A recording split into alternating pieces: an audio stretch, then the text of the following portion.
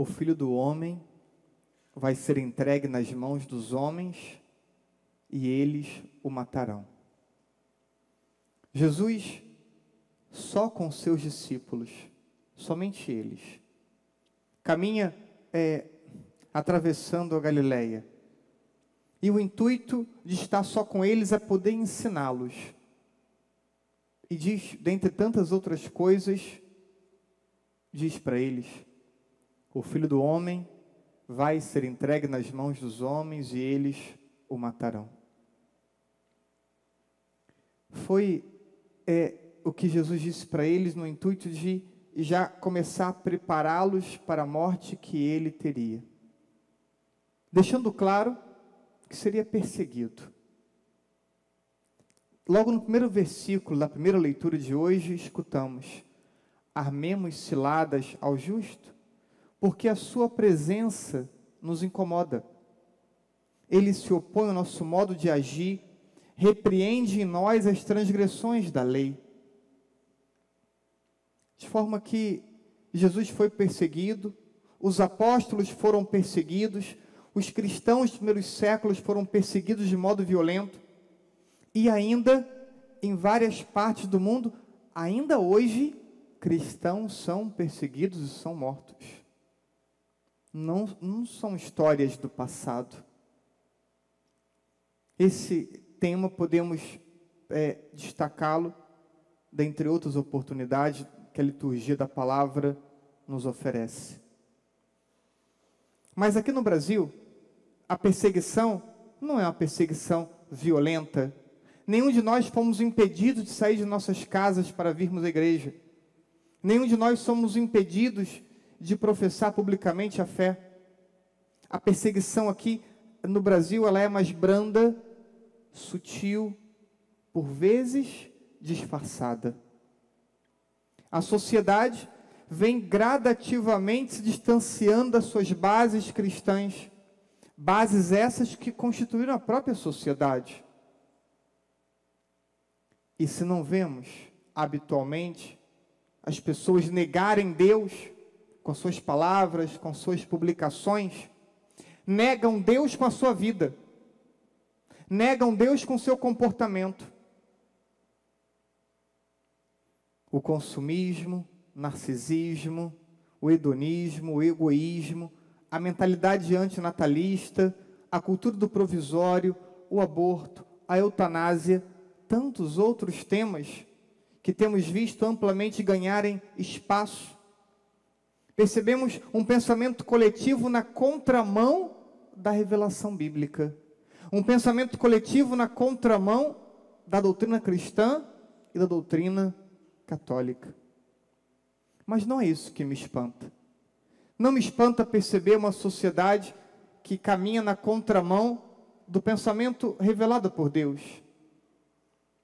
O que me causa espanto é olhar para aqueles que deveriam ser na sociedade o sal da terra e a luz do mundo, e olhar para esses e perceber que esses estão com vergonha de Deus, com vergonha da fé, com vergonha da igreja. Quantas vezes você sentiu vergonha de Deus? Quantas vezes seu comportamento mudou porque você estava em uma situação em meio a outras pessoas e aquilo que habitualmente você faria, você não fez porque estava na frente de outras pessoas? Quantas vezes tantos assuntos surgem e você fica acanhado, envergonhado, intimidado de apresentar a sua perspectiva religiosa? Aqueles que deveriam ser sal da terra e luz do mundo estão com vergonha de Deus. Usam seus corpos para a vaidade e para o prazer. A corrupção já experimentada desde pequeno, atendo as crianças em confissões, pré-adolescentes em confissões, e um assunto que nunca falta são as escolas. Parece pouco, mas vamos experimentando já a incoerência no pouco. E vamos experimentando a incoerência em muitos poucos, em muitas realidades aparentemente pequenas, que vão imprimindo um jeito de ser. Os católicos estão sendo facilmente influenciados e tendo suas convicções enfraquecidas. A perseguição velada, sutil, disfarçada, tem influenciado o comportamento dos cristãos e dos católicos. Costumes cristãos vão se tornando estranhos, estranhos para a sociedade, mas estranhos também para os próprios cristãos.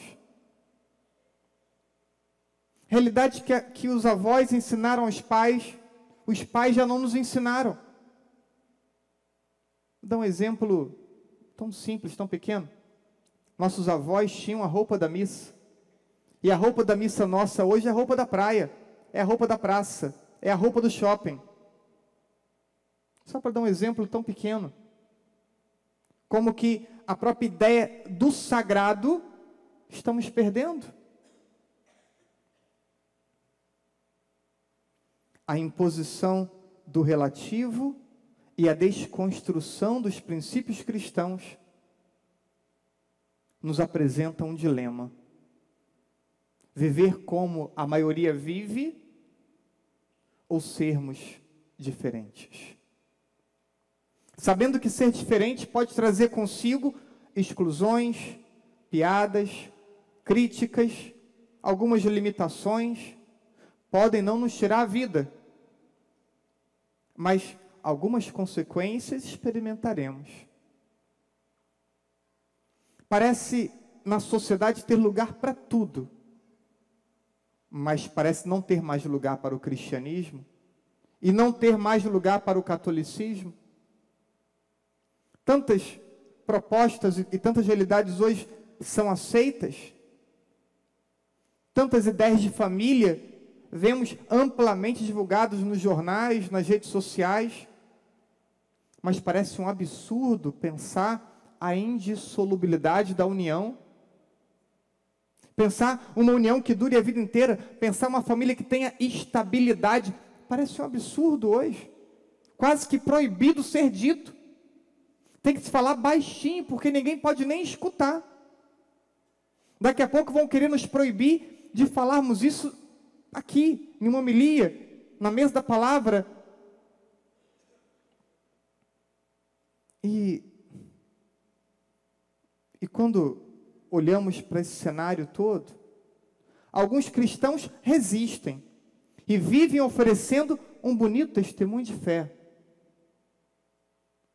Mas, no entanto, muitos outros, e lamentavelmente talvez uma maioria, acabem migrando entre dois comportamentos tristes. O primeiro, esconder que são cristãos e omitir suas práticas religiosas sob o pretexto de que a fé é uma realidade privada e pessoal e não pública.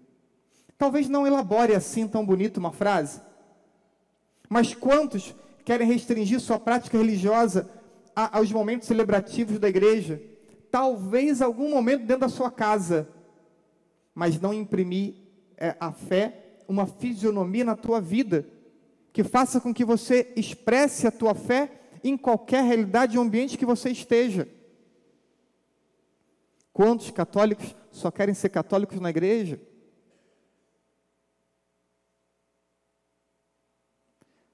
Ainda um segundo comportamento já comentado, já citado, é deixar que o hábito cristão, ele vá se perdendo, e vamos então misturando nosso jeito de ser com o jeito de quem não professa a fé, vivendo como que o modo como todo mundo vive. Porque afinal de contas tem nada demais, todo mundo faz. Quantas vezes você disse, não tem nada demais? Quantas vezes você já disse, todo mundo faz, por que eu não posso fazer? Ou quantas vezes você pensou isso, ou desejou isso para você?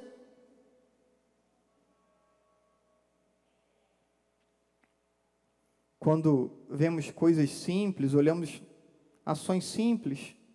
Quantas missas dominicais foram deixadas por conta de um passeio ou de uma visita? Porque faltou a coragem de dizer, olha, você chegou, não estava planejado, é a hora que eu vou à missa, quer ir comigo? Não. Ficou em casa e perdeu a missa de domingo. Programou um passeio, um fim de semana, lícito, ótimo, importa que faça mesmo. Mas não programou o horário da missa. Quantos já perderam a missa no engarrafamento do domingo, vindo da região dos lagos? Já sabendo que tem engarrafamento? Todo fim de semana tem engarrafamento. Novidades para quem? Muitos cristãos não entendem que são diferentes e não querem ser diferentes. Como pode um cristão não querer ser diferente? Se não é para ser diferente, não tem por que ser cristão. Se você não quer ser diferente, não tem por que ser cristão. Muitos frágeis na fé, é como a semente que caiu entre pedras ou entre espinhos, não tinha como a raiz ter profundidade e acabou morrendo. Muitos são assim. Querem ser reconhecidos, incluídos, possuem medo de desagradar as pessoas próximas. E diante do receio de não ser aceitos, negam a Deus, a fé, a igreja e suas convicções religiosas. Quantos jovens moldam o seu jeito de ser em ambientes como colégio, faculdade, só para não se sentirem diferentes? Mas não só jovens. Se declaram cristãos, mas vivem como mundanos. E, infelizmente, não é uma realidade de poucos. Talvez seja uma realidade da maioria dos nossos cristãos. Se declarar cristãos, mas viverem como mundanos. Esses cristãos não convertidos, eles não só fazem mal a eles mesmos, mas ao viverem de forma medíocre a fé e abrir mão da busca da santidade, eles acabam querendo influenciar os outros para que os outros também sejam medíocres. Como ele não alcança a santidade ou não quer alcançar, então ele tenta reduzir, desqualificar, diminuir, fazer desanimar outros que estão se esforçando. Para uns, eu pergunto, vocês estão preparados para as incompreensões próprias de quem quer ser um cristão autêntico, que lida com as incompreensões, lida com a diferença? Você está preparado para isso? Você tem fortaleza para se manter coerente na sua vida religiosa? Para outros pergunto, vocês reconhecem com humildade que vocês vivem como se não fossem cristãos? Com humildade vocês são capazes de reconhecer que o cotidiano da vida de vocês está repleto de práticas que são incompatíveis com a proposta cristã? E se perceberem isso, estão dispostos a mudar? Poderia ainda reformular essa pergunta e dizer, que tipo de católico você é? Que tipo de cristão você é? Ou que tipo de cristão você tem sido? Ou ainda, que tipo de cristão você quer ser? Não queiramos o reconhecimento humano, mas a santidade da vida. E para isso, não podemos ter medo, precisamos confiar em Deus. E essa foi a resposta do nosso salmo, a resposta que cantamos. É o Senhor quem sustenta a minha vida. É preciso acreditar nisso. É o Senhor que sustenta a minha vida. Diga comigo. É o Senhor que sustenta. Convence ninguém desse jeito. Vou tentar de novo. É o Senhor. E precisa ser Ele que sustenta a nossa vida. De verdade. Resistam firmes. Impregne tudo que vocês fizerem e todas as pessoas à sua volta com a presença de Jesus. E quando perceber alguma incompreensão ou alguma perseguição por conta do seu esforço de viver a fé, então lembra das bem-aventuranças. Evangelho de São Mateus, capítulo 5, sobretudo versículo 11 e 12. Felizes quando vos injuriarem e perseguindo e mentindo, disserem todo tipo de mal contra vós por causa de mim, porque será grande a vossa recompensa no céu. Não na terra, no céu. Agora, tenham cuidado e tenham receio de se habituarem a negar Deus. Tenham receio de se habituarem a negar a fé. Porque Jesus disse, em Mateus capítulo 10, versículo 33, aquele que me negar diante dos homens, eu o negarei diante do meu Pai, que está nos céus.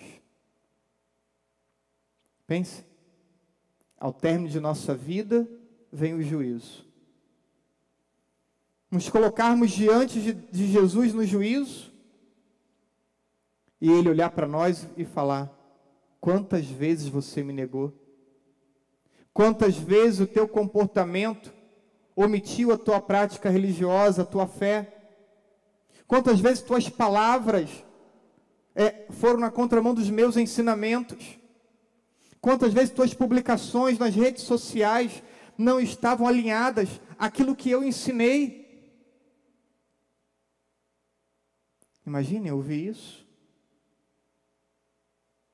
E correr o risco de perder o céu. Peçamos a Deus a graça da fortaleza, para vivermos a fé com coerência e não sermos intimidados. E podermos fazermos de novo crescer a presença de Jesus em uma sociedade que parece não mais querer ouvir a sua voz. Que Ele nos capacite, nos fortaleça e possamos nós sermos hoje os seus discípulos. Assim seja.